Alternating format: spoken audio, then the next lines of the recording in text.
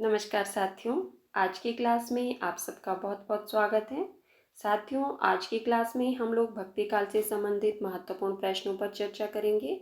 इससे पहले वाली क्लास में हम लोगों ने 130 प्रश्नों तक चर्चा कर ली थी, जो सभी भक्ति काल से संबंधित थे। आज की क्लास में हम उससे आगे वाले प्रश्नों पर चर्चा करेंगे, तो प्लीज़ सभी लोग क्लास में अंत तक बने रहिए। हमारा आज का पहला प्रश्न है, स्वामी अग्रदास का संबंध किस भक्ति शाखा से है? आपके पास ऑप्शन है ज्ञान मार्ग की शाखा से, प्रेम मार्ग की शाखा से, राम भक्ति शाखा से या कृष्ण भक्ति शाखा से। तो साथियों, इसका सही आंसर क्या होगा? स्वामी अग्रदास का संबंध किस भक्ति शाखा से है? बिल्कुल सही। जिन साथियों ने ऑप्शन नंबर स बताया है उनका आंसर सही है। राम भक्ति शाखा से स्वामी अग्रदास जी का संबंध माना जाता है। इनकी एक प्रसिद्ध रचना है जो बार बार परीक्षा में पूछी जाती है। उस रचना का नाम क्या है? तो उस रचना का नाम है ध्यान मंजरी। ठीक है, ध्यान मंजरी जो है वो अग्रदास जी की रचना है और यह बार बार परीक्षा में पूछी जाती है। हमारा अगला प्रश्न है, कृष्ण गीतावली का रचयिता कौन है? कृष्ण गीतावली का रचयिता कौन है? आपके पास ऑप्शन है सूरदास, नंददास, तुलसीदास या मीराबाई। तो साथियों, इसका सही आंसर क्या होगा? कृष्ण गीतावली जो है वो किसकी रचना है? बिल्कुल सही। जिन साथियों ने ऑप्शन नंबर स बताया है उनका आंसर सही है।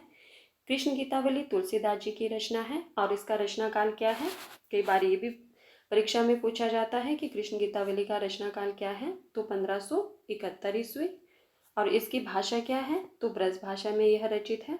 हमारा अगला प्रश्न है, ये आपके पास पंक्ति दी गई है, या लकुटी अरु कामरिया पर राज तिहु पुर को तजीडारो। इस पंक्ति की रचना जो है वो किसने की है? आपके पास ऑप्शन है सूरदास, रत्नाकर या रसखान। तो साथियों, इसका सही आंसर क्या होगा? यह पंक्ति जो है वो किसकी है? बिल्कुल सही। जिन साथियों ने ऑप्शन नंबर स दिया है उनका आंसर सही है। यह पंक्ति जो है वो रसखान की है। हमारा अगला प्रश्न है, मलिक मोहम्मद जैसी की रचना पद्मावत किस भाषा में है? मलिक मोहम्मद जैसी की रचना है पद्मावत, वह किस भाषा में है? आपके पास ऑप्शन है खड़ी बोली में, राजस्थानी में, अवधी में या फिर ब्रज भाषा में। तो साथियों, इसका सही आंसर क्या होगा? पद्मावत जो कि मलिक मोहम्मद जैसी की रचना है वह किस भाषा में लिखी गई है? बिल्कुल सही। जिन साथियों ने ऑप्शन नंबर स बताया है उनका आंसर सही है। यह अवधी भाषा में लिखी गई है और इसका रचनाकाल 1540 ईस्वी है। ठीक है, इसमें चित्तौड़ के राजा रत्नसेन तथा सिंह की राजकुमारी पद्मावती की प्रेम का वर्णन किया गया है। हमारा अगला प्रश्न है, मीराबाई की भक्ति किस भाव की है? मीराबाई की भक्ति किस भाव की है? आपके पास ऑप्शन है वात्सल्य भाव की, माधुर्य भाव की, सख्य भाव की या दास्य भाव की। तो साथियों, इसका सही आंसर क्या होगा? मीराबाई की भक्ति किस भाव की है?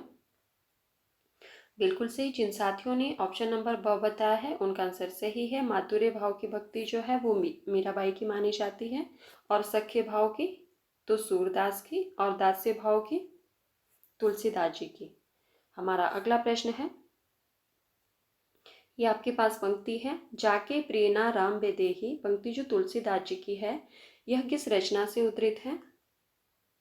ये पंक्ति है आपके पास, जाके प्रेरणा राम बेदेही, तुलसीदास जी की किस रचना से उद्धृत है? आपके पास ऑप्शन है कवितावली, गीतावली, विनय पत्रिका या रामचरितमानस।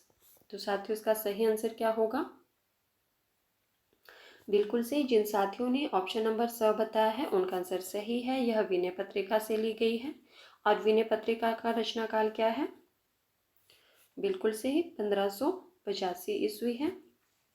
यह किस भाषा में लिखी गई रचना है? ब्रज भाषा में। बिल्कुल सही। हमारा अगला प्रश्न है, इनमें से किस कवि को ब्रज कोकिल कहा जाता है? इनमें से किस कवि को जो है वो ब्रज कोकिल कहा जाता है? आपके पास ऑप्शन है सूरदास, श्रीधर पाठक, रसखान या सत्यनारायण कविरत्न। तो साथियों, इसका सही आंसर क्या होगा? किस कवि को ब्रज कोकिल कहा जाता है?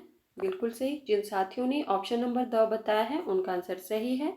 सत्यनारायण कविरत्न को जो है वो ब्रज कोकिल कहा जाता है। इनका जन्म कब हुआ था? 1880 ईस्वी में और एक इनकी प्रसिद्ध रचना है उस रचना का नाम क्या है? तो ब्रह्मदूत।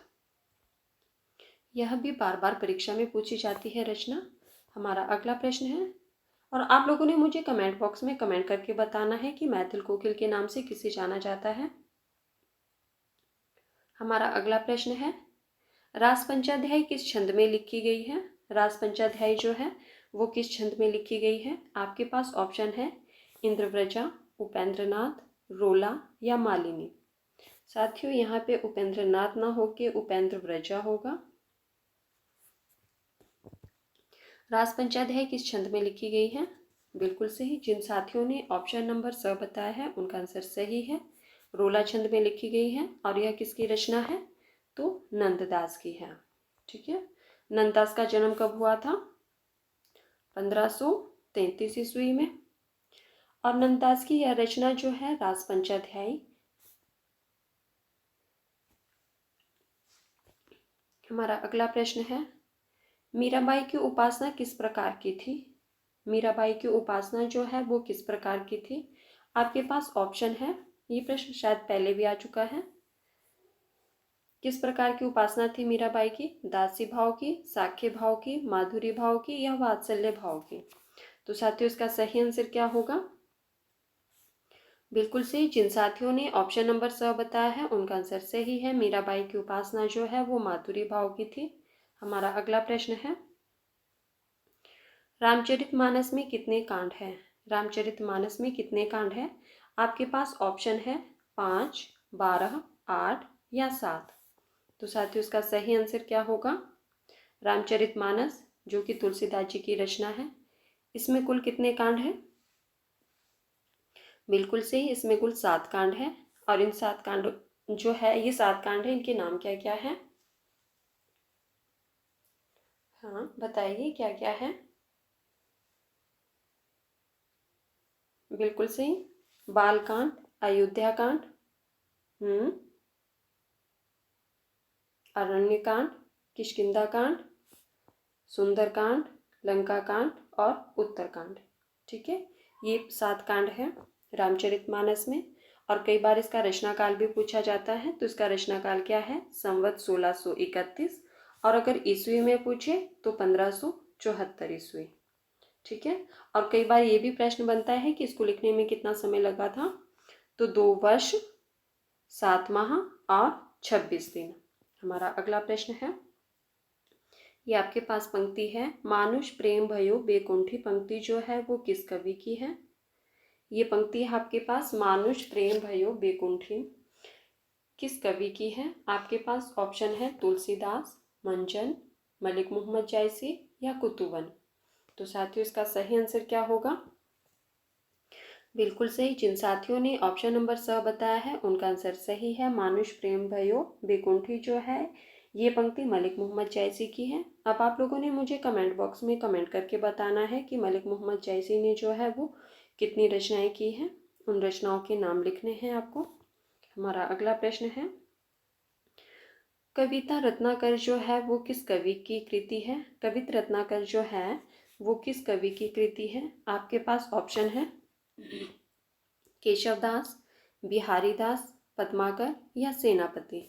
यहाँ पे कविता नहीं होगा साथियों, कवित्व होगा। कविता रत्नाकर जो है वो किस कवि की कृति है? बिल्कुल सही। जिन साथियों ने ऑप्शन नंबर द बताया है उनका आंसर सही है। यह जो है वो सेनापति की रचना है। हमारा अगला प्रश्न है, तुलसीदास के गुरु कौन थे? तुलसीदास के गुरु का नाम क्या था? आपके पास ऑप्शन है रामानंद, हनुमत शास्त्री, नरहरयानंद या रामानुजाचार्य। तो साथियों, इसका सही आंसर क्या होगा? तुलसीदास के गुरु कौन थे? रामानंद, हनुमत शास्त्री या नरहरयानंद या रामानुजाचार्य। तो बिल्कुल सही। जिन साथियों ने ऑप्शन नंबर स बताया है उनका आंसर सही है। तुलसीदास के गुरु का नाम नरहरयानंद था। कमेंट बॉक्स में आप लोगों ने कमेंट करके मुझे बताना है कि रामानंद के गुरु का नाम क्या था और रामानंद के कुल कितने शिष्य थे। हमारा अगला प्रश्न है, नायिका भेद पर आधारित ग्रंथ रसमंजरी के रचनाकार कौन है? नायिका भेद पर आधारित ग्रंथ है रसमंजरी, तो इसके रचनाकार कौन है? आपके पास ऑप्शन है सूरदास, बिहारी, विद्यापति या नंददास। तो साथियों इसका सही आंसर क्या होगा? रसमंजरी जो है वो नायिका भेद पर आधारित ग्रंथ है और इसके रचनाकार कौन है? बिल्कुल सही। जिन साथियों ने ऑप्शन नंबर द बताया है उनका आंसर सही है। यह रचना जो है वो नंददास की है और यह नायिका भेद पर आधारित है। नंददास का जन्म कब हुआ था? अभी मैंने ऊपर आपको बताया था 1533 ईस्वी में। हमारा अगला प्रश्न है, रामचरितमानस का लेखन कार्य तुलसी जी ने जो है वो कहाँ शुरू किया था? रामचरितमानस जो कि तुलसीदास जी की रचना है, इसका कार्य उन्होंने कहाँ शुरू किया था? आपके पास ऑप्शन है काशी, अयोध्या, चित्रकूट या सुकरखेत। तो साथियों इसका सही आंसर क्या होगा? बिल्कुल सही। जिन साथियों ने ऑप्शन नंबर ब बताया है उनका आंसर सही है, अयोध्या में। ठीक है, हमारा अगला प्रश्न है, तत्सुखी संप्रदाय की स्थापना किसने की? तत्सुखी संप्रदाय की स्थापना किसने की? आपके पास ऑप्शन है रामानंद, तुलसीदास, जीवाराम या अग्रदास। तो साथियों इसका सही आंसर क्या होगा? तत्सुखी संप्रदाय की स्थापना किसने की थी? रामानंद ने, तुलसीदास ने, जीवाराम ने या अग्रदास ने। बिल्कुल सही। जिन साथियों ने ऑप्शन नंबर स बताया है उनका आंसर सही है। तत्सुखी संप्रदाय की स्थापना जीवाराम ने की थी। हमारा अगला प्रश्न है, रामचरितमानस ग्रंथ किस शैली में लिखा गया है? रामचरितमानस जो कि तुलसीदास जी की रचना है वह किस शैली में लिखा गया है? आपके पास ऑप्शन है दोहा शैली, दोहा चौपाई शैली, बरवे शैली या गीति शैली। तो साथियों इसका सही आंसर क्या होगा?